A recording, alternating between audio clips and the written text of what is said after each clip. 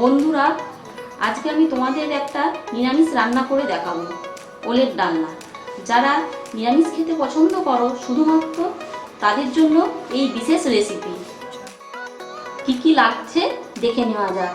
ওল 250 গ্রাম, গোটা জিরে 1/4 চামচ, শুকনো লঙ্কা 1টি, হলুদ, শুকনো লঙ্কার গুঁড়ো, কাশ্মীরি লঙ্কার গুঁড়ো এবং চিনি সামান্য পরিমাণ, পাতিলেবু 4 ভাগের 1 ভাগ, 1 চামচ ভেজে নেওয়া জিরে গুঁড়ো, নুন স্বাদ মতো।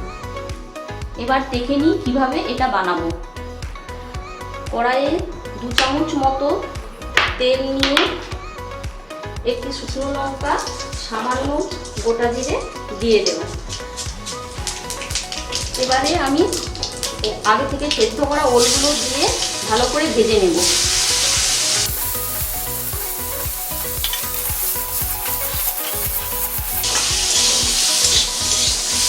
যেহেতু ওলটা সেদ্ধ করা আছে সেই জন্য বেশি টাইম ভাজতে লাগবে না, আঁচটাকে একটু কমিয়ে নিতে হবে।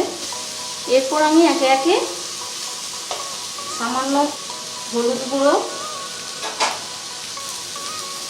শুকনো লঙ্কা গুঁড়ো, কাশ্মীরি লঙ্কা গুঁড়ো, সামান্য নুন, চিনিও অল্প পরিমাণে দিয়ে ভালো করে ভেজে নেব।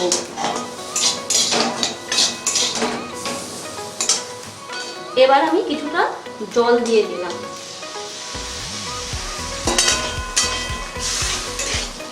যেহেতু ওলটা সেদ্ধ করা আছে সেই জন্য রান্না করতে আমার বেশি টাইম লাগবে না। জল খুব বেশি পরিমাণে দেওয়া যাবে না, ওলের ডালনাটা যাতে মাখা মাখা হয়।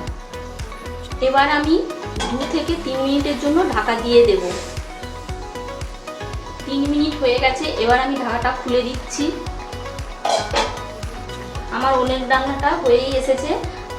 আমি 4 ভাগের 1 ভাগ লেবু চিপে এর মধ্যে দিয়ে দিলাম।